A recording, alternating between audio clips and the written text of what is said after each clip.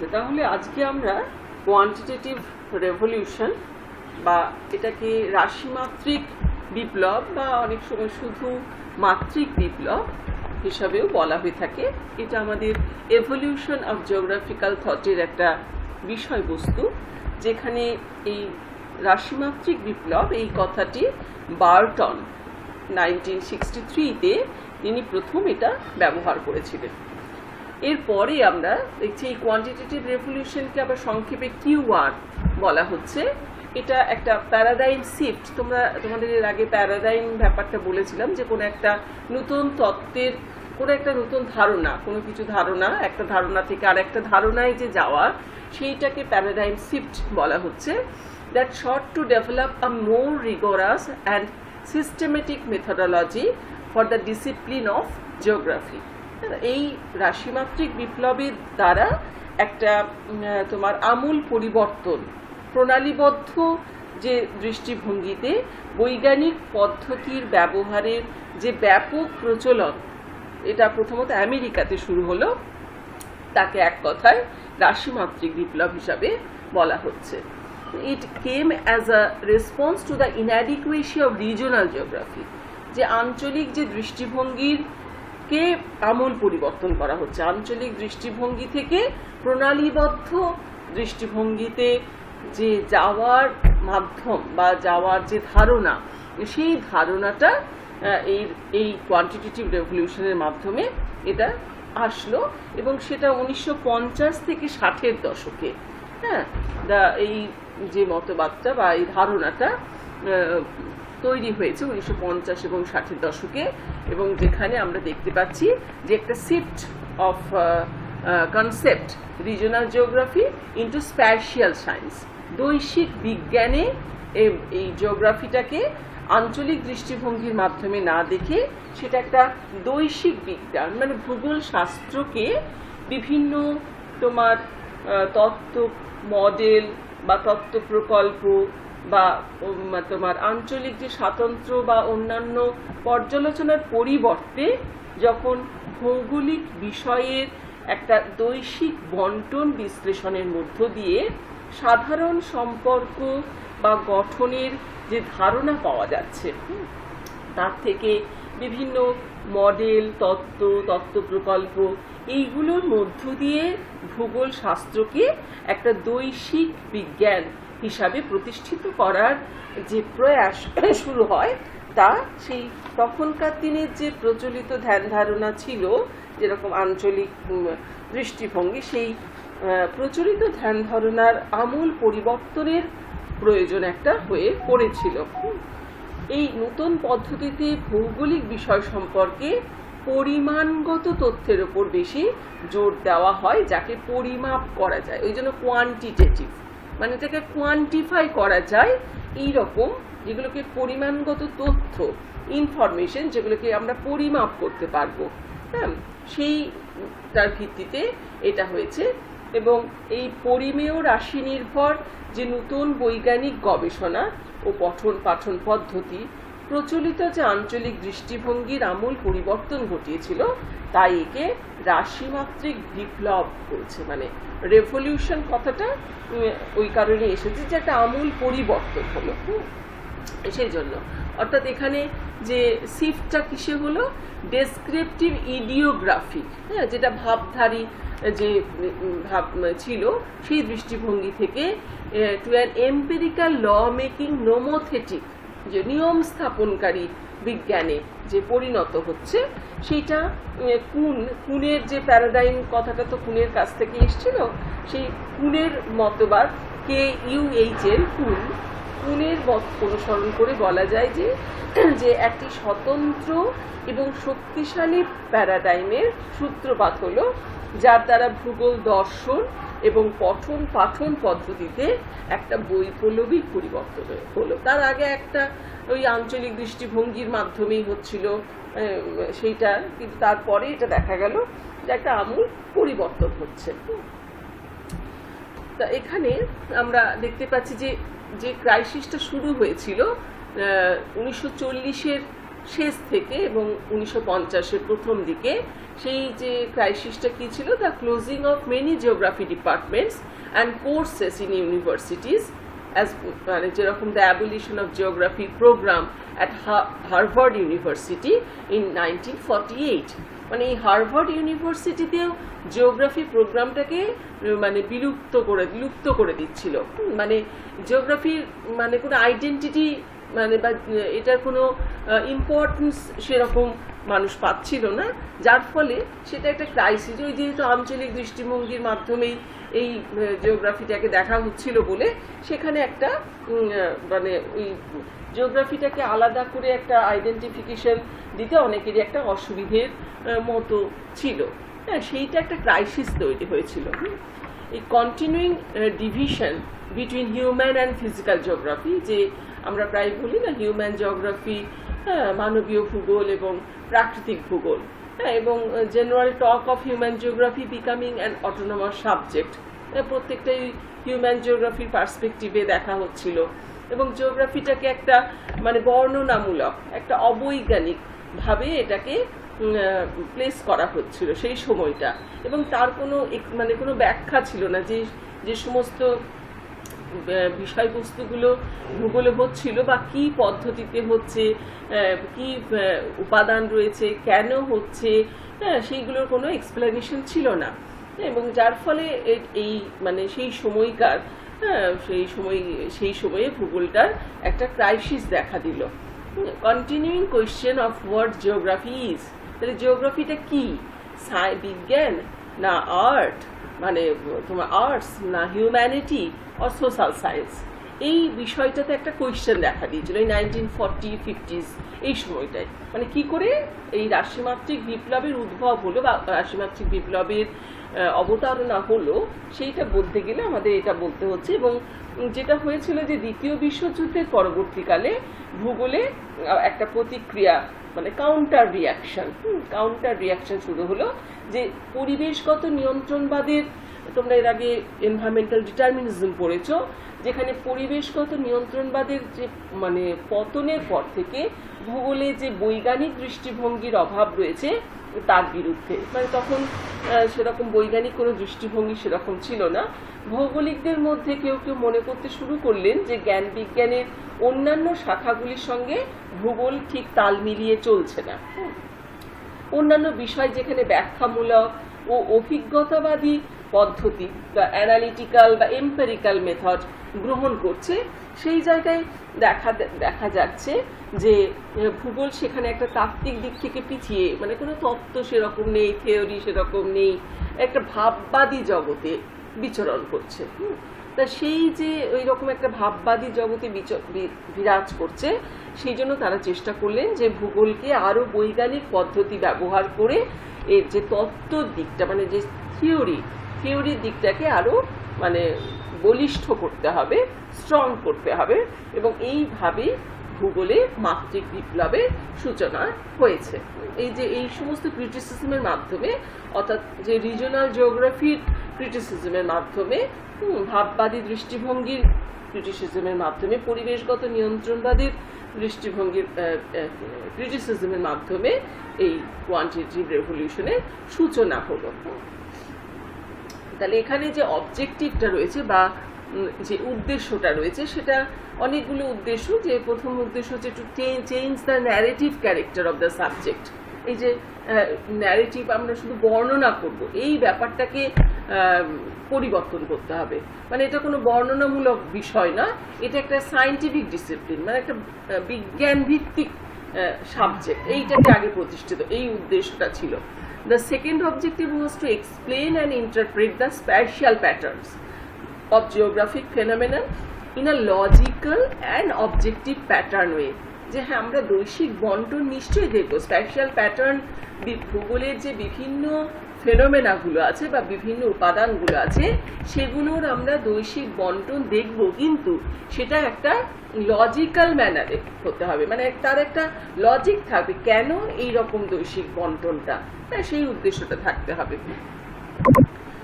এরপরে আমরা দেখছি the third objective deals with the use of mathematical and statistical techniques. আমাদের কি করতে হবে, যে উদ্দেশ্যটা হচ্ছে যে বিভিন্ন ধরনের যে ম্যাথামেটিক্যাল টেকনিক আছে, স্ট্যাটিস্টিক্যাল টেকনিক আছে, যেগুলোর দ্বারা আমরা কিছু নির্ণয় করতে পারি, পরিমাপ করতে পারি বা কিছু মেজার করতে পারি, সেইগুলো তার উপর দৃষ্টি দিতে হবে।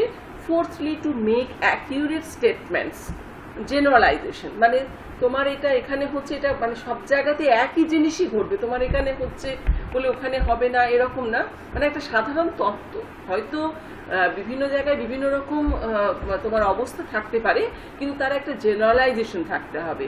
To make accurate statements about location order, কোনো যে আমাদের যে লোকেশন স্থান, মানে কোনো স্থানের যে অবস্থান সেই সম্পর্কে একটা জেনারেলাইজেশন থাকতে হবে। Fifthly, to prepare estimates, principles and laws for testing estimates. আমি তো কোনো কিছু কি করতে হবে, যে কোনো কিছু তোমাকে এস্টিমেট তৈরি করতে হবে, প্রথমেই তুমি যখন কোনো কিছু করতে যাও তার তো একটা এস্টিমেট লাগে, কোনো কিছু পারচেস করতে গেলে বা কিছু, ঠিক এখানেও তাই এই বিষয়টাতে একটা এস্টিমেট দরকার আছে। কোন একটা প্রকল্প বা কোন একটা বিষয়ে আপনাকে কি করতে হবে, একটা এস্টিমেট তৈরি করতে হবে, একটা নীতি তৈরি করতে হবে, এবং কিছু লস থাকবে, হ্যাঁ, কিছু তত্ত্ব থাকবে যে ওই এস্টিমেটগুলোকে টেস্ট করবে। And estimates and forecast and lastly to provide a sound philosophical and theoretical base to geography. হ্যাঁ, এবং সেটার ভিত্তিতেই তুমি ভবিষ্যৎবাণী করবে। তুমি তোমার কাছে যে এস্টিমেটটা রয়েছে সেই অনুযায়ী তোমার কিছু নীতি নির্ধারণ করলে, সেই নীতির উপর ভিত্তি করে কিছু তত্ত্ব তৈরি হলে সেই তত্ত্বটাকে আবার টেস্ট করতে হবে যে সেটা সঠিক কিনা, এবং তারপরে তুমি সেটা সম্পর্কে কিছু সিদ্ধান্ত নিতে পারছো, যে এটা কি হতে পারে। অর্থাৎ তার একটা তোমার থিওরিটিক্যাল একটা বেস থাকবে, একটা তাত্ত্বিক ভিত্তি থাকবে, এবং একটা দার্শনিক এবং তাত্ত্বিক ভিত্তি থাকবে, এবং তার সাথে একটা এটা সুটেবল ফর বৈজ্ঞানিক সায়েন্টিফিক ডিসিপ্লিন, এটাকে একটা বিজ্ঞান হিসাবে আমরা বলতে পারবো। These objectives lead a number of dichotomies. এই যে উদ্দেশ্যগুলো আমরা কেন তোমার কোয়ান্টিটেটিভ রেভলিউশন পড়ছি বা পড়ব, সেই উদ্দেশ্যগুলো থেকে আমরা দেখতে পাচ্ছি এই উদ্দেশ্যগুলোর মধ্য দিয়ে যে মানে যে বললাম না, যে বৈজ্ঞানিক ব্যাখ্যা বা এটাকে বিবরণমুখী ভূগোলের পরিবর্তে যে বৈজ্ঞানিক ভূগোল প্রতিষ্ঠা ছিল প্রথম রাশিমাত্রিক বিপ্লবের প্রধান উদ্দেশ্য।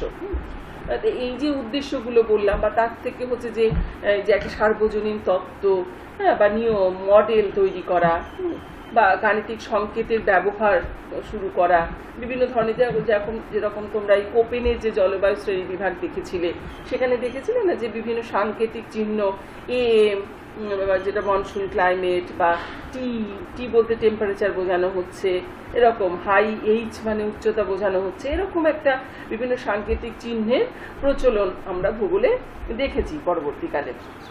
তা সেইটা যেরকম উদ্দেশ্য, এবং এটা হবে একটা ব্যক্তি নিরপেক্ষ বস্তুগত বিন্যাস সেখানে খুঁজে বের করা এবং তার ব্যাখ্যা ও পর্যালোচনা করা।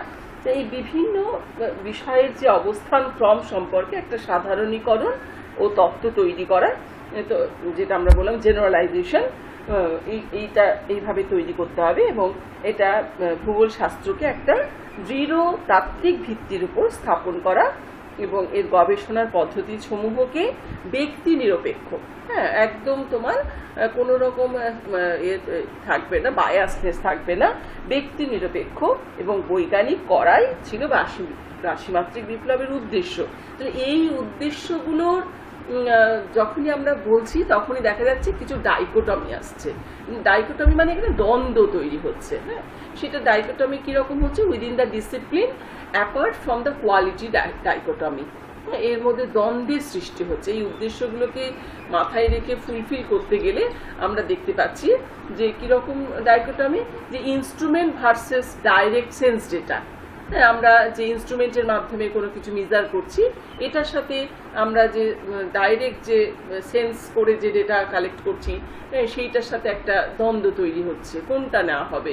Rational analysis versus intuitive perception, একটা যুক্তিযুক্ত নীতির সাথে নিজের যে ধারণা, প্রত্যেকের একটা নিজস্ব ধারণা থাকে, তো তার এর মধ্যে একটা দ্বন্দ্ব তৈরি হচ্ছে। Cold scientific constructs developed in the laboratories versus rich daily sensed experience, হ্যাঁ, যেটা বাস্তব জীবনে অনেকে প্রতিদিনের যে অভিজ্ঞতা, সেই অভিজ্ঞতার সাথে যে সায়েন্টিফিক যে সমস্ত ল্যাবরেটরিতে যে সমস্ত ইনস্ট্রুমেন্টের মাধ্যমে যে সমস্ত তোমার সায়েন্টিফিক ডেটা কনস্ট্রাক্ট করা হচ্ছে, তৈরি করা হচ্ছে, তার এই দুটোর মধ্যে একটা, মানে তোমার ল্যাবরেটরিতে তুমি যেটা ইনস্ট্রুমেন্টের মাধ্যমে বিভিন্ন বৈজ্ঞানিক পদ্ধতির মাধ্যমে কোনো একটা গঠন তৈরি করছো বা কোনো একটা রীতিনীতি তৈরি করছো, সেই জায়গায় আর এদিকে কেউ বাস্তব জীবনে পৃথিবীতে বাস্তব জীবনে বিভিন্ন অভিজ্ঞতার মাধ্যমে যেটা সঞ্চয় করছে, এই দুটোর মধ্যে একটা কি হলো, দ্বন্দ্ব তৈরি হলো। Constantly changing phenomena versus discrete cases, সবসময় একটা পরিবর্তনশীল যে ফেনোমেনা রয়েছে তার সাথে একটা নির্দিষ্ট কোনো বিষয়, সেই বিষয়ের সাথে একটা দ্বন্দ্বের সৃষ্টি হচ্ছে। তাহলে এইরকমভাবে দেখা যাচ্ছে যে প্রতিনিয়ত বিভিন্ন বিষয়ের মধ্যে একটা ডাইকোটমি সৃষ্টি হচ্ছে। এবং নমোথেটিক ভার্সেস ইডিওগ্রাফি, যেটা আমরা বললাম নমোথেটিক মানে নিয়ম স্থাপনকারী, ওই যে কিছু নিয়ম তৈরি করতে হবে, লস, নীতি, হ্যাঁ, তত্ত্ব। এই নমোথেটিক ভার্সেস ইডিওগ্রাফি মানে ভাবলেখি, হ্যাঁ, ভাবধারা, ভাববাদী, তা এই দুটোর মধ্যে একটা কনফ্লিক্ট বা একটা দ্বন্দ্ব তৈরি হচ্ছে। এরকমভাবে বেশ কিছু ডাইকোটমি চলে আসছে। If one tries to seek answers to these dichotomies, he gets trapped within them and is unable to understand the movement towards the quantification in geography. এই দ্বন্দ্বগুলোকে নিয়ে কেউ যদি পড়ে থাকে তাহলে কিন্তু সে আর এই রাশিমাত্রিক বিপ্লবের যে মুভমেন্টটা, সেটা কিন্তু সে আর বুঝতে পারবে না। সুতরাং ওই ডাইকোটমিগুলো থাকবেই, হ্যাঁ, সেই জন্য সেইগুলোকে বাদ দিয়ে এবারে তোমাকে কোয়ান্টিটেটিভ রেভলিউশনটাকে বুঝতে হবে। Thus, to avoid this, we shall concentrate on how this movement became a part of the discipline and slowly engulfed it in such a manner that it led to the spread and growth of scientific method in geography. ওই সমস্ত দ্বন্দ্ব থাকার পরেও তোমাকে দেখতে হবে যে কিভাবে ভূগোলে যে বৈজ্ঞানিক পদ্ধতিকে ছড়িয়ে দেওয়া যায় এবং বৈজ্ঞানিক পদ্ধতির বৃদ্ধি ঘটানো যায়, সেইটার দিকে তোমাকে দৃষ্টি দিতে হবে, তবেই তুমি এই কোয়ান্টিটেটিভ রেভলিউশনটাকে বুঝতে পারবে। It did gain momentum especially after Ackermann and Schiffer. এই অ্যাকারম্যানের নাম তোমরা শুনেছো, যেটা যখন তোমার পপুলেশনের যে পপুলেশন রিসোর্স রিজিয়ন পড়েছিলে, সেই পপুলেশন রিসোর্স রিজিয়নে অ্যাকারম্যানের যে থিওরি পড়েছিলে, যে ওনার যে তত্ত্ব, সেই Ackerman and Schaefer favoured in making geography more theoretical and systematic in nature. এনারা দুজন মানে ভীষণভাবেই চেয়েছিলেন যে এটা একটা প্রণালীবদ্ধ ভূগোল এবং একটা তাত্ত্বিক ভূগোল হিসাবে প্রতিষ্ঠিত হবে। Ackermann commented, although the simplified forms of statistical assistance have been part of geographic distribution analysis in the past. এটা মানে অনেক সময় দেখা গেছে যে এর আগেও যে হয়তো খুব সামান্য, খুব সহজ সাধারণ কিছু স্ট্যাটিস্টিক্যাল পরিমাপ নেওয়া, রাশি বৈজ্ঞানিক সাহায্য নেওয়া হয়েছিল, কিন্তু যেরকম টেম্পারেচার মাপা বা কোনো আর্দ্রতা মাপা, এইগুলো কিছু স্ট্যাটিস্টিক্যাল অ্যাসিস্ট্যান্স ছিল। কিন্তু এখন যেটা বলা হচ্ছে এটা কমপ্লেক্স স্ট্যাটিস্টিক্যাল মেথডস, এই কমপ্লিটলি লজিক্যাল মুভমেন্ট। এখানে আরও জটিল, আরও উন্নত মানের কিছু রাশি বৈজ্ঞানিক পদ্ধতি, যার দ্বারা আরও মানে তুমি সঠিকভাবে আরও লজিক্যালি কোনো তোমার সিদ্ধান্তকে প্রতিষ্ঠিত করা যেতে পারে, ইউনিভার্সালি সেটাকে প্রতিষ্ঠা দেওয়া যায়, সেই বিষয়ে ওপর জোর দেওয়া হলো। The reference of Hartshorne is being made to his statement, which says to raise thinking above the scientific knowledge levels, it is important to establish generic concepts which can be implemented with maximum objectivity and accuracy. এখানে কি করতে হবে যে এটার মধ্যে ওই যে ব্যক্তি নিরপেক্ষতার বিষয়টা এবং নিখুঁত, আর আমরা যখনই কোয়ান্টিফাই করি তখন কি করি, যে একটা নিখুঁত কোনো নির্দিষ্ট পরিমাপ বলি, বা সেই হিসাবে অ্যাকিউরেসির ব্যাপারটা এবং অবজেক্টিভিটিটা মানে তোমার ব্যক্তি নিরপেক্ষর বিষয়টা থ্রু কোয়ান্টিটেটিভ মেজারমেন্টস, কোনো কিছু পরিমাপ করার মাধ্যমে, which can be subjected to কম্প্যারিজনস through the mathematical logic. তাহলে কি হবে, তুমি একটার সাথে আর একটা কোনো কিছুর একটা তুলনা করতে পারবে। সেইটা একটা সায়েন্টিফিক নলেজের ওপর ভিত্তি করে এটা তৈরি হচ্ছে। Spade in his paper on quantity and quality in geography published in the Annals of the American Geographers seems somewhat skeptical about quantification in geography. মানে তার যে লেখায় যে কোয়ান্টিটি অ্যান্ড কোয়ালিটি, হ্যাঁ, জিওগ্রাফিতে দুটোই মেনটেন করতে হবে, যেমন পরিমাপ করা হবে এবং তার সাথে গুণগত এবং পরিমাপগত যে তোমার ভূগোল, সেই বিষয়ে তিনি এটা একটা পেপার তার রয়েছে জিওগ্রাফির উপরে। The report of national academy of sciences, national research council committee on the science of geography, মানে এরপর থেকে দেখছো সব মানে ভূগোলটাকে একটা বিজ্ঞানের স্তরে নিয়ে যাওয়া হচ্ছে। Also discuss the influence of quantitative revolution in geography. ভূগোলে যে মাত্রিক বিপ্লবের যে প্রভাব, সেইটা মাধ্যমে ভূগোলকে একটা বিজ্ঞান স্তরে উন্নীত করা হচ্ছে, যেখানে তোমরা কোরিলেশন পড়েছো, বিভিন্ন স্ট্যাটিস্টিক্যাল প্রসিডিওর।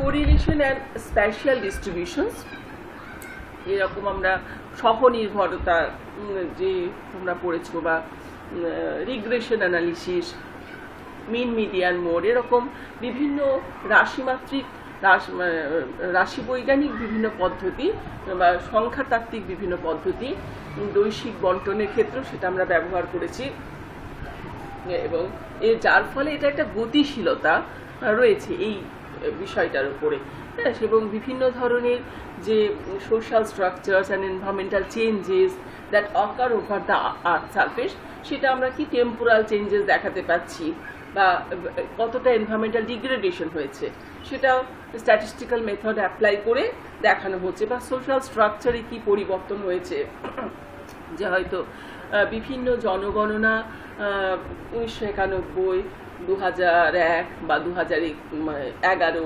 এইগুলোতে কীরকম ধরনের সোশ্যাল স্ট্রাকচার রয়েছে, তার যে ভ্যারিয়েশনস, সেটাও আমরা কিন্তু এই বিভিন্ন রেঞ্জ তৈরি করে সেটাকে আমরা দেখাচ্ছি, শো করছি।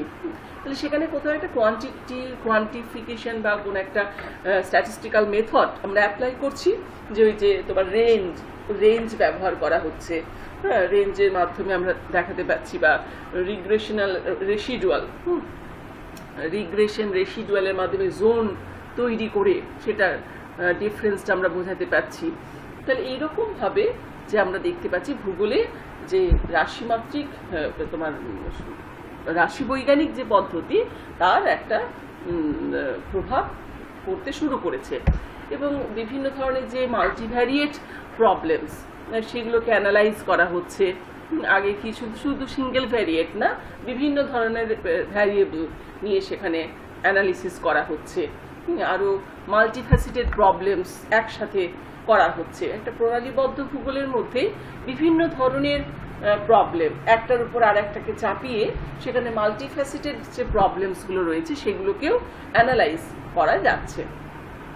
তাহলে এই যে path of the quantitative revolution in discipline of geography, সেখানে আমরা দেখছি যে রেভলিউশনের যে রুট, একদম সেই রুটটা কিন্তু রয়েছে যে কিভাবে আমাদের significant influence on the incidence and growth of quantification in geography, কিভাবে জিওগ্রাফিটাকে কোয়ান্টিফিকেশনে নিয়ে যাওয়া যায়।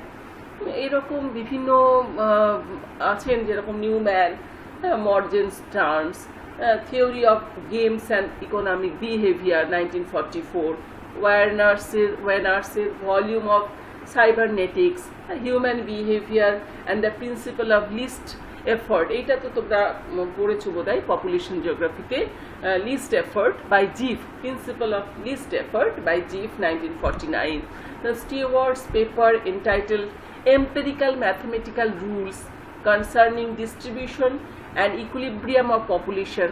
মানে শুধুমাত্র যে প্রাকৃতিক ভূগোলেরতেই কোয়ান্টিফিকেশন হয়েছে তা না, বিভিন্ন হিউম্যান বিহেভিয়ার, হিউম্যান ক্যারেক্টারিস্টিক্সের মধ্যেও এরকম বিভিন্ন ধরনের ম্যাথমেটিক্যাল ইমপ্লিকেশনস রয়েছে।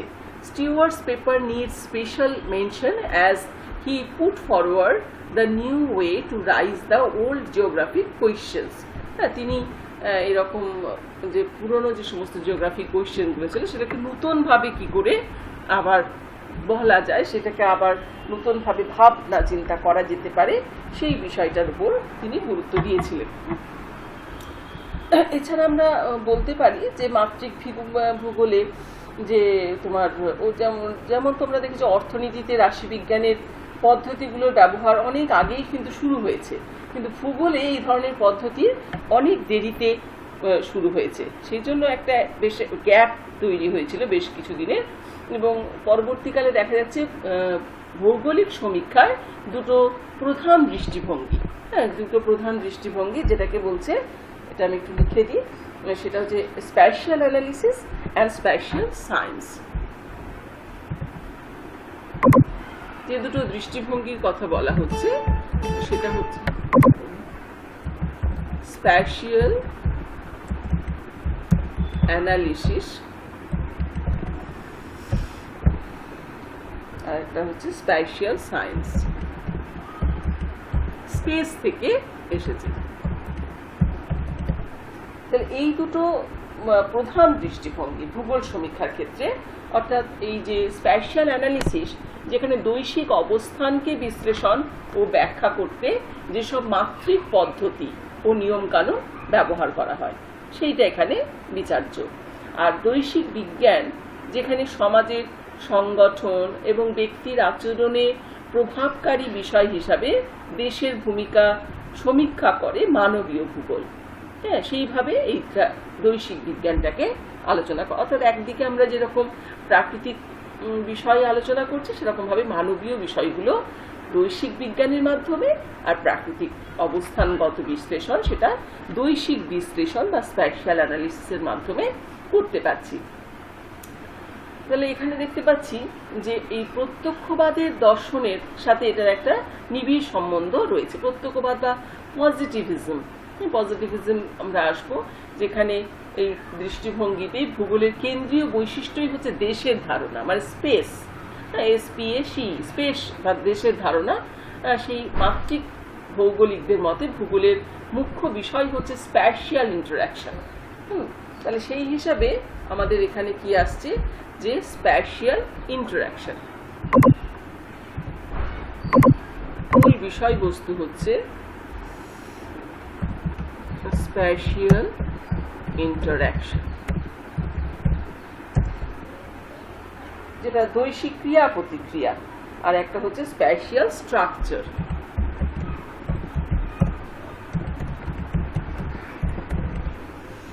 তাহলে এখানে দৈশিক ক্রিয়া প্রতিক্রিয়াটা কি, যে বিভিন্ন ভৌগোলিক এলাকার মধ্যে একটা পারস্পরিক নির্ভরতা। এই একটি বিশেষ এলাকার মধ্যে যেমন সমাজ পরিবেশের পারস্পরিক নির্ভরতা দেখা যায়, তেমনি বিভিন্ন এলাকার মধ্যেও অনুরূপ একটা সম্পর্ক রয়েছে। এই সম্পর্কগুলোকে সমীক্ষা করাই হচ্ছে মাত্রিক ভূগোলের একটা প্রধান দিক, এই যে দুটোর সাথে কিভাবে তুমি কম্পেয়ার করতে পারো।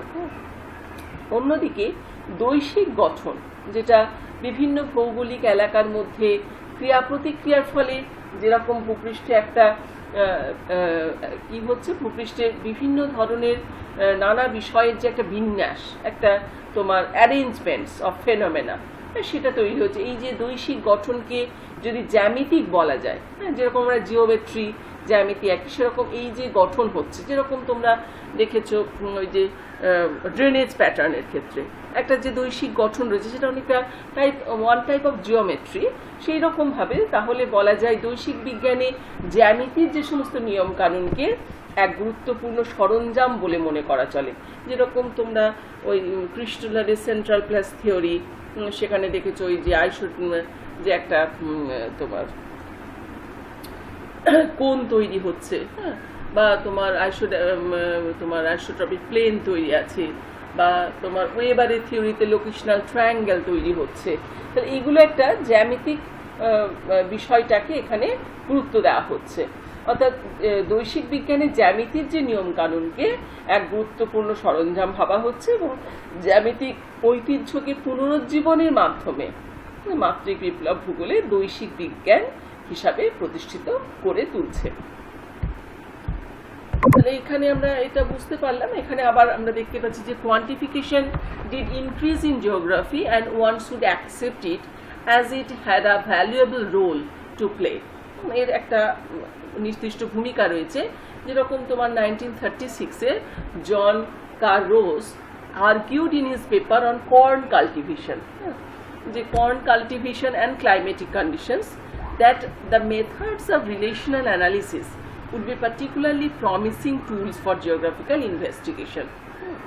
সেটা অনেক আগেই উনি বলেছিলেন, সেটা কিন্তু পরে সেটা রিয়েলাইজেশন হচ্ছে যে এই ক্লাইমেটিক কন্ডিশনের সাথে কর্ন কাল্টিভেশনের যে একটা সম্পর্ক বিদ্যমান, হ্যাঁ, সেই রিলেশনাল অ্যানালিসিসটা কি পদ্ধতিতে এই যে সম্পর্কটাকে তুমি স্থাপন করবে, তার জন্য তো তোমাকে একটা পদ্ধতি অবলম্বন করতে হবে। তাহলে কোন বৈজ্ঞানিক পদ্ধতির মাধ্যমে তুমি সেই সম্পর্কটাকে এস্টাবলিশ করবে, যেরকম আমরা কোরিলেশন অ্যানালিসিসের মাধ্যমে ওটাকে এস্টাবলিশ করছি, তাই না? ঠিক সেরকমভাবে এইভাবে এসেছে। Strahler initiated an excellent petition when he attacked Davy's explanatory and descriptive explanation of geomorphology and supported J.K. Gilbert's dynamic quantitative systems. তাহলে আমরা দেখতে পাচ্ছি যে ডেভিসের যে তোমার জিওমরফোলজির যে তত্ত্বগুলো রয়েছে, যে সাইকেল অফ এরোশন, সেখানে অনেকটা বর্ণনামূলক এবং তোমার ডেভিসের কিছু কিছু ব্যাখ্যামূলকও আছে এবং তার সাথে বর্ণনামূলক ব্যাখ্যা রয়েছে। সেইটার সাথে সেটার আবার অনেকেই সেটাকে স্ট্রালার যেরকম সেটাকে ক্রিটিসাইজ করেছেন, এবং জি.কে. গিলবার্টের যে ডাইনামিক কোয়ান্টিটেটিভ সিস্টেম সেইটাকে উনি সাপোর্ট করছেন। অর্থাৎ কোয়ান্টিটেটিভ রেভলিউশনের সাথে যুক্ত যারা, তাদেরকে উনি সাপোর্ট করছেন। Quantitative revolution in the branches of geomorphology and ক্লাইমেটোলজিতে কীভাবে সেটার অ্যাপ্লিকেশন রয়েছে, যেরকম স্ট্রালার যে claimed that Gilbert's paper was more after than Davy's work. Davy's ওয়ার্কের থেকে গিলবার্টের পেপারটা বেশি acceptable. And then what was the reason that it was not accepted as a sign post in geomorphology for future work? Rather, it has been forgotten and neglected for nearly 30 years. পরবর্তীকালে এটা নিয়ে অনেক মতানৈক্য রয়েছে। সেই হিসাবে জিওমরফোলজিতে এই স্ট্রালারের কিছু ওপিনিয়ন রয়েছে, যেগুলোর উপর ভিত্তি করে কোয়ান্টিটেটিভ জিওগ্রাফি, কোয়ান্টিটেটিভ রেভলিউশন প্রতিষ্ঠিত হচ্ছে। এছাড়া আমরা দেখতে পাচ্ছি যে physical geographers did not adopt this ideas, rather they followed Davis. আমরা তো ডেভিসের যে সাইকেল অফ এরোশন, এটা ইউনিভার্সাল ট্রুথ হিসাবে পরিণত হয়েছে। Some of the prominent followers of Davis include Douglas, Johnson, C.A. Cotton, N.M. Feneman, and A.K. Lobeck. Strahler finally states these geographers made excellent contribution to descriptive and regional geomorphology and has provided a solid foundation for studying human geography. Strahler কিন্তু তার সত্ত্বেও উনি বলছেন যে এগুলো সবই বর্ণনামূলক একটা আঞ্চলিক ভূমিরূপবিদ্যা। এই যে অঞ্চলের বিভিন্ন অঞ্চলের নদী কিভাবে প্রবাহিত হচ্ছে, তার প্রবাহ পথটা কীরকম, একটা ডেসক্রিপটিভ মানে আঞ্চলিক ভূমিরূপবিদ্যার মতো, এবং যেটা যেরকম আমরা হিউম্যান জিওগ্রাফিতে এরকম একটা স্টাডি করি, ঠিক সেরকম যেন এটাও একটা হিউম্যান স্টাডির মতো, এটার কোনো সায়েন্টিফিক বেস নেই। সেই হিসাবে এরকমভাবে স্ট্রালার কিন্তু this does not mean that prior to Strahler, geographers were not using quantitative techniques in geomorphology. কিন্তু দেখা যাচ্ছে স্ট্রালারের আগে যে কেউ করেননি জিওমরফোলজিতে কোয়ান্টিটেটিভ টেকনিক্স অ্যাপ্লাই করেনি সেটা অবশ্য নয়। যেরকম তোমার কোয়াম অ্যান্ড উলরিজ ওনারাও ক্রিটিসাইজ করেছেন যে Quam states that mathematical formula and statistical analysis in geomorphology may result in showing an unrealistic picture of reality that might not be accurate and objective. মানে অনেক সময় দেখা যায় যে এই ম্যাথামেটিক্যাল ফর্মুলার মাধ্যমে বা কোনো স্ট্যাটিস্টিক্যাল অ্যানালিসিসের মাধ্যমে ভূমিরূপবিদ্যায় দেখা যাচ্ছে কোনো রকম রিয়ালিস্টিক কোনো পিকচার পাওয়া যাচ্ছে না, বাস্তবে সেরকম হয়তো নয় বা অ্যাকুরেট পাওয়া যাচ্ছে না, হ্যাঁ এরকম দেখা গেছে। Similarly Ulrich critics Strahler's views and states that although there is the prevalence of a new quasi-mathematical geomorphology, যদিও যেরকম দেখবে এখন সেই নদী বাঁকেরও বিভিন্ন ভাবে সেটাকে পরিমাপ করা হয় যে কতটা নদী বাঁক হলে সেটাকে কি বলা হবে, এরকম বিভিন্ন মানে তোমার ম্যাথমেটিক্যাল ক্যালকুলেশন করা হচ্ছে। জিওমরফোলজিতেও বিভিন্ন ম্যাথমেটিক্যাল ক্যালকুলেশন, স্লোপের ওপর বিভিন্ন ধরনের স্লোপ, কত ডিগ্রি হলে কত স্লোপ বলা হবে, কোন স্লোপটা স্টিপ স্লোপ, হ্যাঁ কোনটা মানে মডারেট স্লোপ, সেরকমভাবে বলা হচ্ছে। এইভাবে আমরা দেখতে পাচ্ছি যে একটা যেন তর্ক বিতর্কের যে জায়গা সেটা জিওমরফোলজিতে সমানে চলছে। এছাড়াও আমরা এল কিং এর কথা তো পড়েছি যে বিভিন্ন ধরনের স্ট্যাটিস্টিক্যাল মেথডস যে অ্যাপ্লাই করেছে বিভিন্ন কমপ্লেক্স ফেনোমেনন বা বিভিন্ন ধরনের প্রসেস দেখানোর জন্য। এইভাবে জিওমরফোলজিতে দেখা যাচ্ছে যে কোয়ান্টিটেটিভ রেভলিউশনের ভালো মতো প্রভাব রয়েছে। এছাড়াও অন্যান্য যে সমস্ত জিওমরফোলজিস্ট রয়েছে, টোরলে নাম তো খুবই ইম্পর্টেন্ট, ম্যাকি, উলফম্যান, এরা হচ্ছে তোমার কোয়ান্টিটেটিভ মেথড অ্যাপ্লাই করে, ডিউরি, এরা কোয়ান্টিটেটিভ মেথড অ্যাপ্লাই করেছেন। আর ক্লাইমেটোলজির ক্ষেত্রে there is little dispute about the use of quantification. ক্লাইমেটোলজির ক্ষেত্রে তো আমরা দেখেছি যে নিউ স্ট্যাটিস্টিক্যাল টেকনিক্স বা বিভিন্ন ধরনের ক্লাইমেটিক ফেনোমেনা, সেগুলো তোমার এই যে যেমন ট্রিওয়ার্থারের ক্লাইমেটিক, ট্রিওয়ার্থার বলছি, Thornthwaite climatic classification, Koppen climatic classification, সেগুলো কিন্তু এরকম একটা সাংকেতিক চিহ্নের মাধ্যমে স্পেসিফিকভাবে ওই যে এইভাবে ট্রান্সপিরেশন কি করে হচ্ছে তার একটা ইন্ডেক্স তৈরি করা হয়েছে। তো এই যে ইন্ডেক্স তৈরি করার মধ্যে দেখা যাচ্ছে ক্লাইমেটোলজিতেও বিভিন্ন ধরনের তোমার কোয়ান্টিটেটিভ টেকনিক্স সেগুলোকে ব্যবহার করা হয়েছে। এই যে থর্নওয়েট, ম্যাথড অ্যান্ড গ্রিন, ব্রাইসন, এদের কাজগুলো খুবই গুরুত্বপূর্ণ। এরা কিন্তু ক্লাইমেটের বিভিন্ন ধরনের ক্লাইমেটিক প্রবলেমস সেইগুলো দিয়েছেন। এছাড়া আমরা দেখতে পাচ্ছি যে উইলিয়াম বাঙ্গে 1962 সালে তার থিওরিটিক্যাল জিওগ্রাফি গ্রন্থে বলেন যে ভূগোলের ভাষা হলো জ্যামিতি। এটা আমি একটু লিখে দিই যে উইলিয়াম বাঙ্গে উনি বলছেন geometry is the language of geography. Geometry is the language of geography.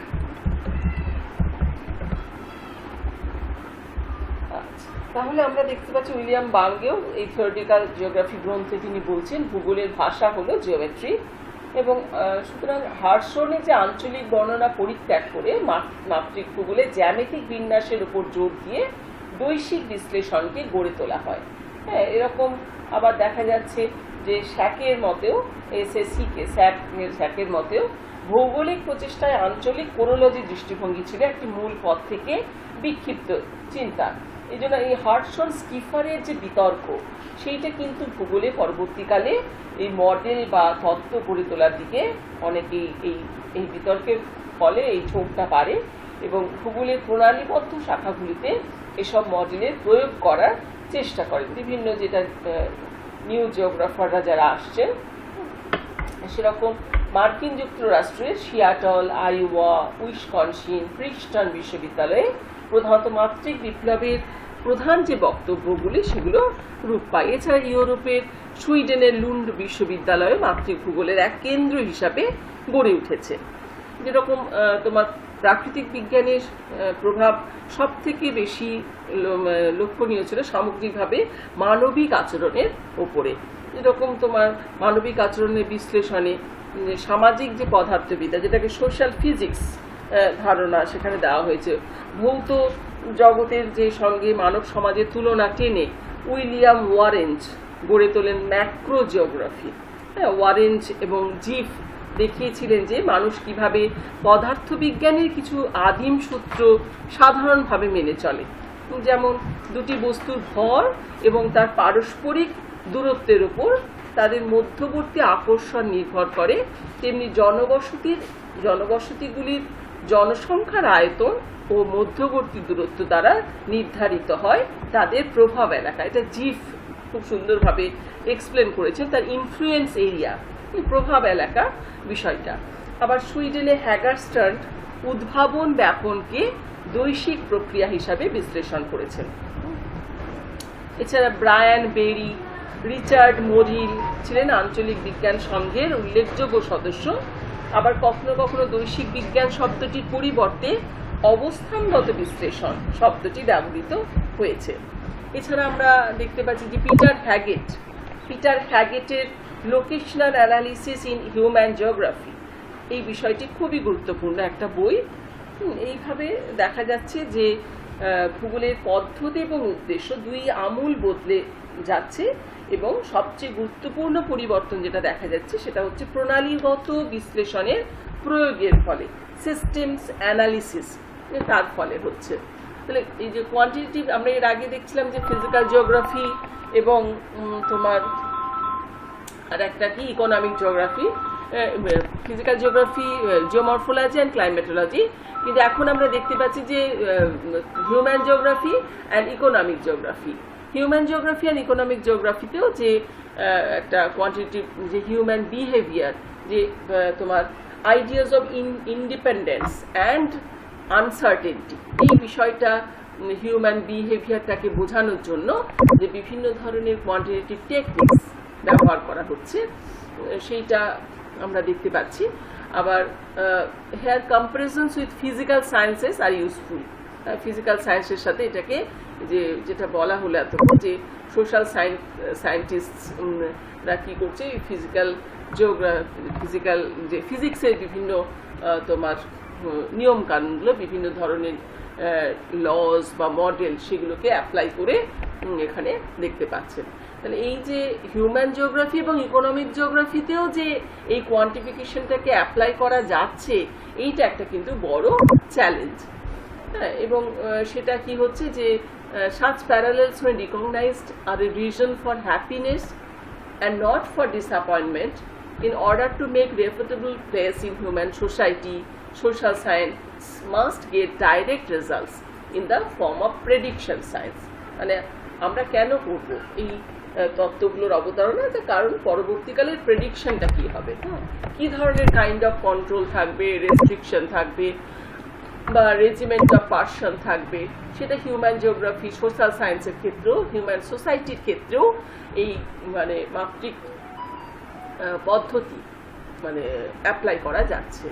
A social science that distinguishes random behavior at the micro level and is even able to foresee results at this level is nothing but the consequence of quantitative revolution. তাহলে এইভাবে আমরা দেখতে পাচ্ছি যে এই social সায়েন্সের মধ্যে আমরা দেখতে পাচ্ছি যে বিহেভিয়ারের মধ্যে যে বিভিন্ন ধরনের মানবীয় বিহেভিয়ার, হিউম্যান বিহেভিয়ারের মধ্যে যে বিভিন্ন পরিবর্তন হচ্ছে, সেইটা কি রেজাল্ট কোয়ান্টিটেটিভ রেভলিউশনের মাধ্যমে বা তার প্রভাব কি হতে পারে। আমরা ইকোনমিক এবং হিউম্যান জিওগ্রাফিতেও এর একটা প্রভাব রয়েছে, যেরকম জিওমরফোলজি, ক্লাইমেটোলজিতে রয়েছে। তাহলে several works can be cited which used statistical techniques in a positive manner, এরকম অনেক রকম আমরা উদাহরণ দিতে পারি। সুতরাং আমাদের এত এগুলো দরকার নেই, বিভিন্নজন বিভিন্ন সময়ে কিভাবে ব্যবহার করেছেন, গ্যারিসন, নেলসন, হ্যাঁ, তারা কিভাবে ক্লাসিফিকেশন অফ সিটিজ, এই নেলসনের ক্লাসিফিকেশন অফ সিটিজ তো তোমরা আরবান জিওগ্রাফি বা সেটেলমেন্ট জিওগ্রাফির ক্ষেত্রে বোধহয় পড়েছো, বা রেনল্ডসের Garrison's deliberation on the modest use of quantification in geography, এগুলোর ব্যবহার রয়েছে। The Spate and Berry argument in economic জিওগ্রাফিতে স্পেট অ্যান্ড বেরির বিভিন্ন আর্গুমেন্ট রয়েছে। হ্যাঁ, তারপরে তোমার বিভিন্ন রকম ডিবেটস রয়েছে, Zobler, Mackay on the use of chi square test, হ্যাঁ, chi square test in regional জিওগ্রাফিতে রয়েছে। এছাড়াও dispute Lukermann and Berry on geographic economic geography, সেখানেও কিছু ডিসপিউট তোমার রয়েছে, অর্থাৎ ডিবেট রয়েছে বিভিন্ন ধরনের স্ট্যাটিস্টিক্স কিভাবে ইউজ করা হচ্ছে।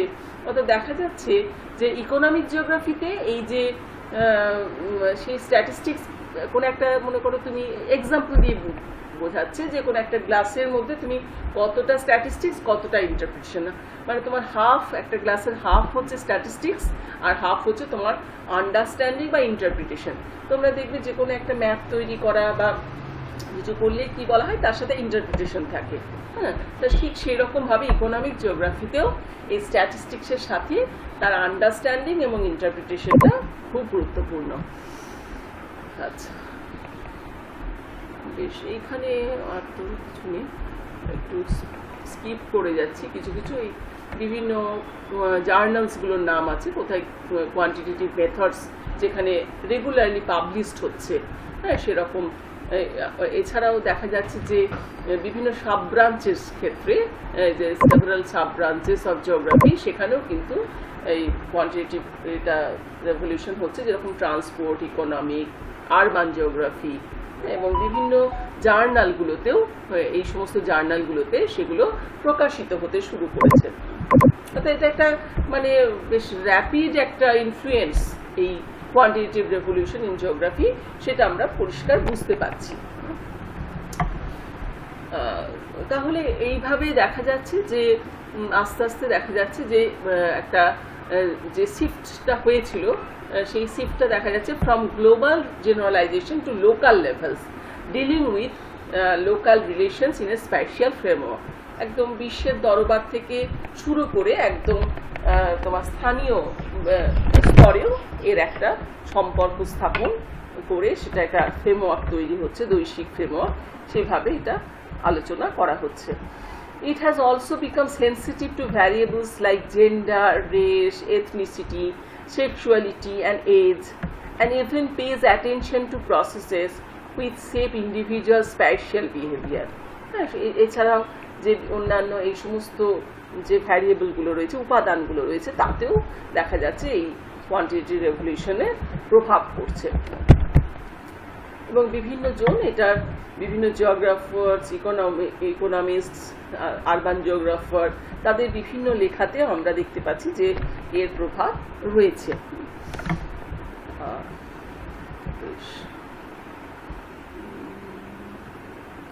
ঠিক আছে, তাহলে এইগুলো মোটামুটি আমাদের ক্রিটিক্সে আসবো। স্ট্যাটিস্টিক্যাল টেকনিক্স বা মাল্টিভ্যারিয়েট অ্যানালিসিস, এগুলো আমরা বলেছি। তাহলে some of the techniques that epitomize the quantity, আমরা যদি সামারাইজ করি তাহলে আমরা কি কি পেলাম টেকনিক্স। তাহলে একটা হচ্ছে ডেসক্রিপটিভ স্ট্যাটিস্টিক্স, ইনফারেন্সিয়াল স্ট্যাটিস্টিক্স। এই দুটো স্ট্যাটিস্টিক্সের মধ্যে আমরা দেখতে পাচ্ছি যে basic mathematical equations and models such as gravity model of social physics, or the Colombo equation, stochastic model using concepts of probability such as spatial diffusion processes, deterministic models যেরকম তোমার ভনথুনের agricultural land use system, সেটা তোমরা পড়েছো, ভনথুনের deterministic models, ওয়েবারের locational models. তাহলে এইরকমভাবে আমরা দেখতে পাচ্ছি যে কোয়ান্টিটেটিভ রেভলিউশনের বিভিন্ন ক্ষেত্র তৈরি হয়েছে, বিভিন্ন জন এটাকে বিভিন্নভাবে থিওরাইজ করেছেন। বিভিন্ন পজিটিভ সায়েন্স সে ভিত্তি তৈরি হয়েছে, ফার্স্ট ল অফ জিওগ্রাফি, সেটা তৈরি হচ্ছে, যে the rising interest in the study of distance as a critical factor in understanding the spatial arrangement of phenomena during the revolution led to the formulation of the first law of geography by Waldo Tobler. Waldo Tobler এর এই first law of geography এটা তৈরি হয়েছে। এছাড়া আমরা এটা তো দেখেছি যে পজিটিভিস্টের ভিত্তিতে প্রতিষ্ঠিত হয়েছিল, in a form of spread of positivist thinking and counter positivist responses. এর উপর ভিত্তি করেই কোয়ান্টিটেটিভ রেভলিউশনটা প্রথমত দেখা গেছে। তাহলে আমরা এইগুলো মোটামুটি বলা হয়ে গেছে। এছাড়াও আমরা জিওম্যাটিক্সের ক্ষেত্রে দেখতে পাচ্ছি জিআইএস, যে এখন বর্তমানে যেগুলো এসেছে রিমোট সেন্সিং জিআইএসে তোমার রাশিমাত্রিক বিপ্লবের প্রভাব রয়েছে, এবং তার জন্য অনেক কমপ্লেক্স মডেল তারা তৈরি করছে, এবং ফুল scale model over space and time, একদম তোমার স্থান কালের ভিত্তিতে বিভিন্ন ধরনের মডেল তারা তৈরি করে দিচ্ছে।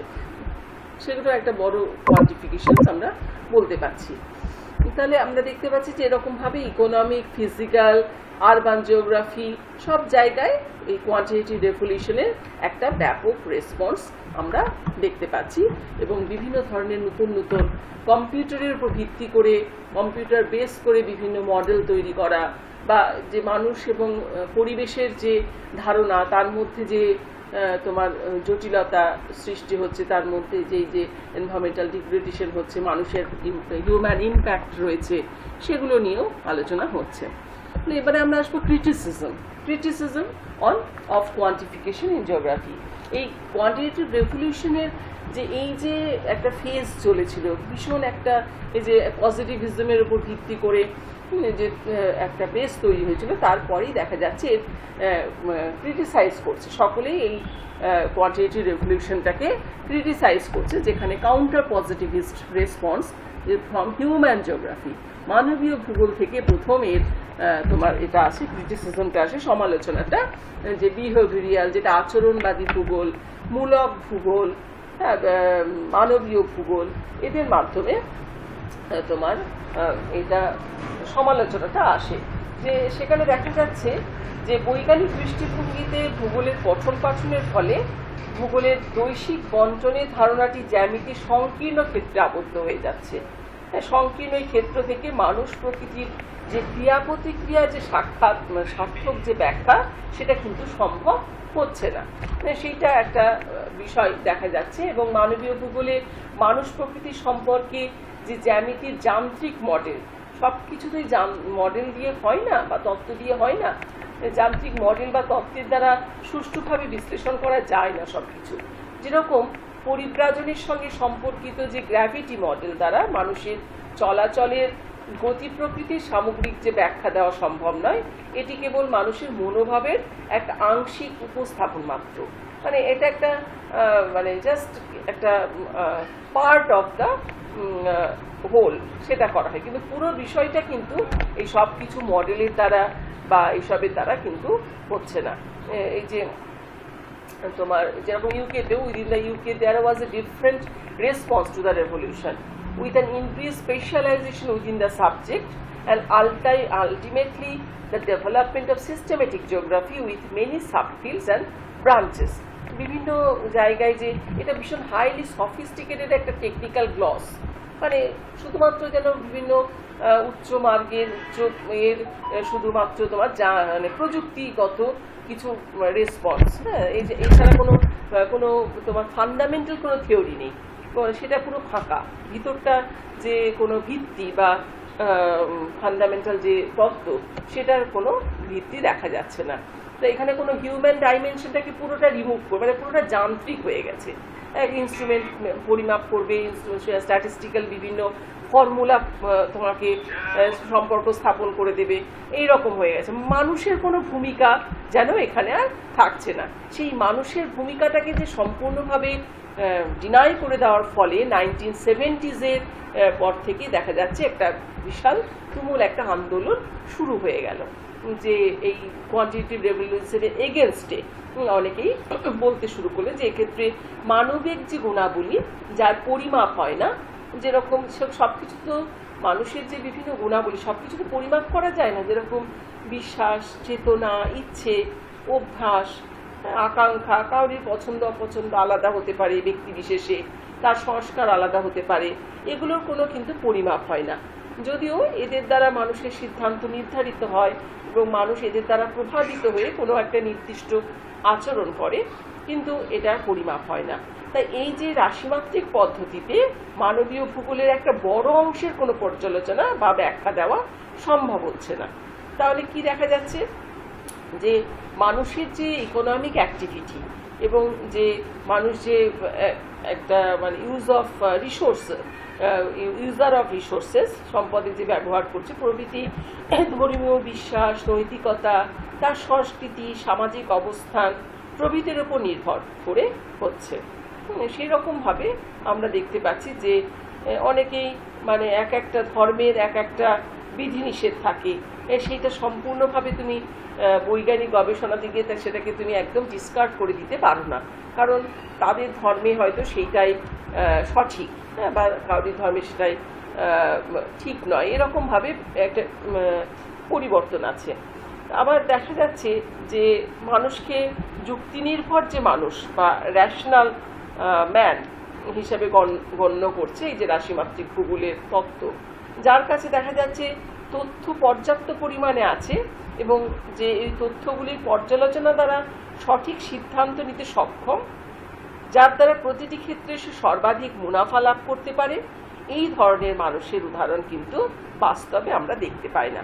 যে পুরোটাই একদম সঠিক হবে এইরকমভাবে আমরা দেখতে পাচ্ছি না। তাই একেবারেই যে সব ক্ষেত্রেই যে সেটা ভীষণ অবজেক্টিভিটি বা ভ্যালু নিউট্রালিটি থাকতে হবে, বা তোমার এই যে ইউনিভার্সালি অ্যাপ্লিকেবল জেনারেলাইজেশনস হতে হবে, সেটা নাও হতে পারে।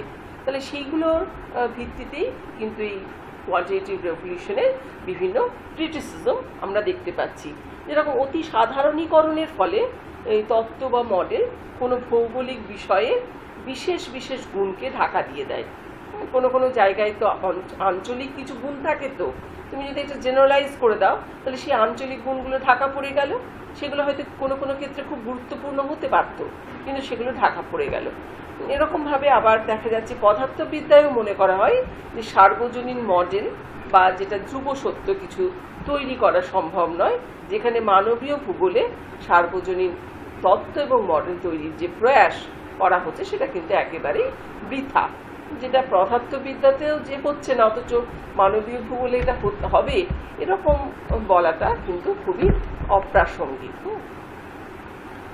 এভাবে আমরা দেখতে পাচ্ছি যে বিভিন্ন সময়ে এই 1970s দিকে অনেকেই বলেছেন যে জিওগ্রাফির যে আসল উদ্দেশ্য, সেই আসল উদ্দেশ্যটাকে ছেড়ে দিয়ে শুধুমাত্র একটা মানে ওই ফিউটাইল কোর্স, একটা মানে মিনিংলেস, ওই যে শুধু যন্ত্রের মাধ্যমে পরিচালিত হয়ে যাওয়া, এরকম একটা হচ্ছে। Some like Stamp argued that quantifiers were too busy in sharpening their instrument ঠিক আছে কিনা, ইনস্ট্রুমেন্টে ঠিকঠাক রিডিং হচ্ছে, ওই নিয়েই তারা ব্যস্ত থাকছে। স্ট্যাম্প বলছেন তারা কিন্তু যে ভূগোলের আসল উদ্দেশ্য বা আসল যে ব্যাখ্যা বা কার্যকারণ সম্পর্ক, সেইগুলো আসল উদ্দেশ্যটাই তারা সেটা ভুলে যাচ্ছে। ওই ইনস্ট্রুমেন্টের পিছনে অতিরিক্ত খাটতে গিয়ে বা অতিরিক্ত নজর দিতে গিয়ে আসল উদ্দেশ্যটাই আসছে না। Few opponents also commented on the suitability of statistical techniques for all kinds of geography. জিওগ্রাফির সমস্ত ক্ষেত্রে যে সব ধরনের কোন কোন স্ট্যাটিস্টিক্যাল টেকনিক কোন কোন ভূগোলের বিষয়ের জন্য সঠিক, সেইগুলোকে কিন্তু বিচার না করে মানে অনেক সময় সুইটেবল কি না সেটা না ঠিক করেই ওটাকে অ্যাপ্লাই করে দেওয়া হচ্ছে, সেটা ঠিক না। সেটা অ্যাপ্লাই করলে তার ভুল রেজাল্ট দেবে। They opined that these techniques were appropriate for some branches and not the entire geography. প্রত্যেকটা ভূগোলের সব ব্রাঞ্চেই যে ওই একই স্ট্যাটিস্টিক্যাল টেকনিক ব্যবহার হবে এরকম কোনো মানে নেই। কোনো কোনো ব্রাঞ্চের ক্ষেত্রে হয়তো ওটা অ্যাপ্রোপ্রিয়েট, আবার কোনো কোনো ক্ষেত্রে সেটা অ্যাপ্রোপ্রিয়েট না, কিন্তু দেখা যাচ্ছে অনেকেই সবের ক্ষেত্রে ওই একই স্ট্যাটিস্টিক্যাল টেকনিক ব্যবহার করে দিচ্ছেন। Another group condemned this revolution on a note that there was a confusion of ends and means. অনেকেই দেখছেন যে এতে দেখা যাচ্ছে যে কোথায় শেষ আর কি পদ্ধতিতে হচ্ছে সেটা নিয়ে একটা কনফিউশন তৈরি হয়ে যাচ্ছে। In the words of Spate বলছেন it is important to count what can be counted, মানে যেটা কাউন্ট করা যাবে তুমি সেটাই কাউন্ট করলে, আর যেটা কাউন্ট করা যাচ্ছে না তুমি সেগুলোকে ছেড়ে দিলে, তাহলে তো হবে না, তোমাকে সব উপাদানগুলোকে নিয়েই কাজ করতে হবে। কিন্তু যখনই তুমি দেখছো ওটা তো কোয়ান্টিফাই করা যাচ্ছে না, কাউন্ট করা যাচ্ছে না, সুতরাং ওটাকে বাদ দিয়ে দাও। ওটা হয়তো তোমার ওই তত্ত্বের জন্য বা ওই মানে বিষয়টার জন্য খুবই গুরুত্বপূর্ণ, কিন্তু তুমি সেটাকে ছেড়ে দিলে।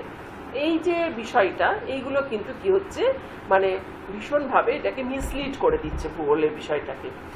Goodall's point is worth pondering, where he states that quantitative methods or statistical techniques are only adjunct to elucidations or descriptions. They can neither provide explanation nor replace them. দেখা যাচ্ছে যে এই কোয়ান্টিটেটিভ মেথডগুলো, স্ট্যাটিস্টিক্যাল টেকনিকগুলো, এগুলো তোমার ওই রকম একই রকমেরই ডেসক্রিপশনেরই কিছু কিছু মানে তোমার কিছু কিছু ক্ষেত্রে ডেসক্রিপশনের মতনই হয়ে যাচ্ছে, সঠিক এক্সপ্লানেশন দিতে পারছে না, সঠিক যে ব্যাখ্যা সেটা হয়তো কোনো জায়গায় অনেক সময় হচ্ছে না। Therefore, these methods should be observed only as useful tools and not keys to universal knowledge. ওই জন্য এগুলোকে তুমি তোমার একটা টুল হিসাবে কাজে লাগাতে পারো, কিন্তু এটাকে একদম তোমার জ্ঞানের পরিসরে ওটাকে ঢুকিয়ে দেওয়া সেটা কিন্তু সঠিক নয়। এই জন্য অনেক সময় বলা হয়ে থাকে যে এই যে আমাদের যে রাশি GIS রিমোট সেন্সিং, সেইটা তোমাকে একটা সাহায্য করবে ম্যাপ তৈরিতে, কিন্তু তোমার ভূগোল বিষয়টা যে ব্যাখ্যা করা, ভূগোল বিষয়টা বোঝা, সেইটা যে শুধু যারা ম্যাপ তৈরি করে বা GIS রিমোট সেন্সিং জানে তারা যে সেটা করতে পারবে সেটা কিন্তু নয়। হ্যাঁ, তাই ওটাকে একটা টুল হিসাবেই আমাদেরকে ভাবা উচিত। These criticisms clearly point out that the quantitative methods have some severe limitations. কি limitations রয়েছে?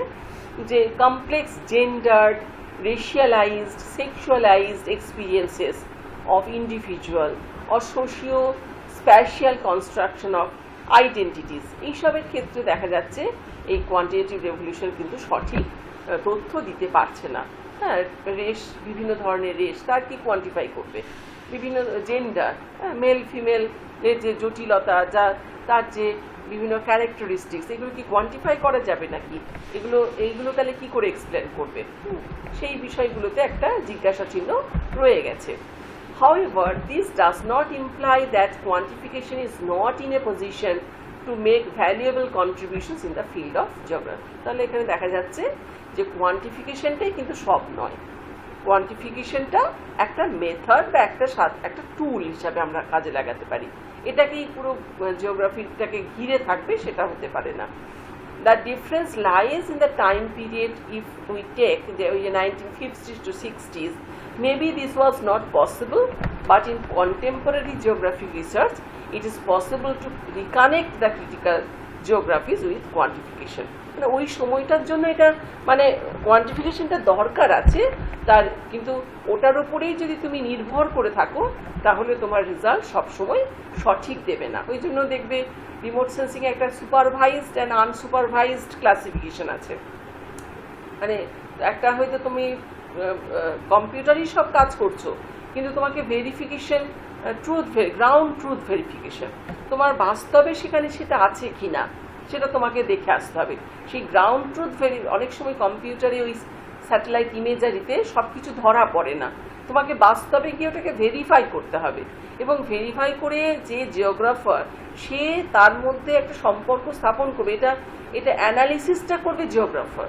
ওখানে মেশিন কিন্তু কিছু করতে পারবে না, মেশিন তোমাকে কিছু তথ্য দিয়ে দেবে, কিন্তু তোমার ব্যাখ্যা করা, তোমার অ্যানালিসিস করা, হ্যাঁ, এইগুলোকে অ্যানালাইজ করা, এগুলো সব কিন্তু মানুষ করবে। হ্যাঁ, যেখানে human being is a important factor, সেই ইম্পর্টেন্ট ফ্যাক্টরটাকে কিন্তু এই কোয়ান্টিটি রেভলিউশন একেবারেই অমিট করে দিয়েছিল। সেইটার পরিপ্রেক্ষিতেই কিন্তু এই ক্রিটিসিজম যেটা আমরা দেখতে পাচ্ছি সেইটা এখানে দেখা যাচ্ছে। যেরকম তোমার এই transport geography are historically more quantitative in nature than others.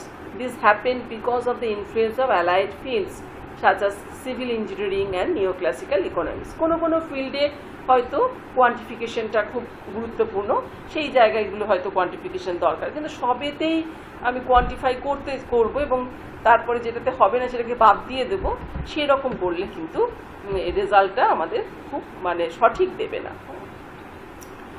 তাহলে আমরা একদম শেষে এসে উপস্থিত হয়েছি যে দেখা যাচ্ছে যে if seen from the point of view of Barton, its basic purpose was to make geography more scientific and to develop a body of theory. Burton যে হিসাবে এই তত্ত্বের অবতারণা বা করেছিলেন সেটা হচ্ছে যে ভূগোলটাকে একটা বিজ্ঞান ভিত্তিক তৈরি করা এবং তার একটা নির্দিষ্ট তত্ত্ব তৈরি করার দিকে, যেটা ইডিওগ্রাফিক অ্যাপ্রোচের বিরুদ্ধে বা ইডিওগ্রাফিক অ্যাপ্রোচ থেকে দূরে এসে এই কোয়ান্টিটেটিভ রেভলিউশনের যে শিকড় তৈরি হয়েছিল, যেটা নিয়ম স্থাপনকারী দৃষ্টিভঙ্গির ভিত্তিতে, মডেল বিল্ডিং তৈরির ভিত্তিতে এই যে কোয়ান্টিটেটিভ রেভলিউশন তৈরি হয়েছিল, তার অবশ্যই ভূগোলে একটা বড় অবদান রয়েছে। তা নাহলে ভূগোলটা একেবারেই আঞ্চলিক দৃষ্টিভঙ্গির প্রভাবিত হয়ে বা ভাবলেখী দৃষ্টিভঙ্গির প্রভাবিত হয়ে ওই বর্ণনামূলক ভূগোলেই থেকে যেত। তাই এর যে যুক্তিযুক্ততা বা যে the basic rational was to develop scientific method to develop the theory and to test the theory with the prediction for which the logic of mathematics is the best tool available. তোমাকে সেটা ঠিক করতে হবে যে তুমি কোন টেকনিকটা ব্যবহার করবে এবং কোন থিওরি ডেভেলপ করার জন্য কোন মেথডটা তুমি ব্যবহার করবে এবং তাতে কি প্রেডিকশন হবে, সেটা তোমার ওপর, তোমাকেই সেটা ম্যাথমেটিক্সে কোনটা বেস্ট, হ্যাঁ, সেটা বিচার করার দায়িত্ব কিন্তু একমাত্র হিউম্যান বিং, সেটা একমাত্র মানুষই পারে সেটাকে বিচার বিশ্লেষণ করা। সেটা তো কোনো যন্ত্র বা কোনো ইনস্ট্রুমেন্ট বা কোনো ম্যাথমেটিক্যাল টেকনিক বা ফর্মুলা সেটা তো তোমাকে বলে দেবে না। সুতরাং সেটা মানুষকেই ঠিক করতে হবে। সুতরাং যেরকম কোয়ান্টিটেটিভ রেভলিউশনের একটা বড় ভূমিকা ভূগোল শাস্ত্রে রয়েছে, ভূগোলকে বিজ্ঞানে পরিণত করার ক্ষেত্রে তার যেমন একটা গুরুত্বপূর্ণ ভূমিকা রয়েছে, সেরকম আবার ভূগোলকে যে কোয়ান্টিটেটিভ রেভলিউশনের বিভিন্ন ক্রিটিসিজমের মাধ্যমেও আমরা দেখতে পেলাম যে ভূগোলকে একেবারেই কোয়ান্টিফিকেশন করে দিলেও সেটার অসুবিধা রয়েছে। সেখানে হিউম্যান ডাইমেনশনটাকে মানে রাখতে হবে, মানবীয় দিকটাকে রেখে মানুষের যে আচার আচরণ, বিহেভিয়ার, এগুলোকে গুরুত্ব দিয়ে আমাদের প্রত্যেকটা ক্ষেত্র আলোচনা করতে হবে।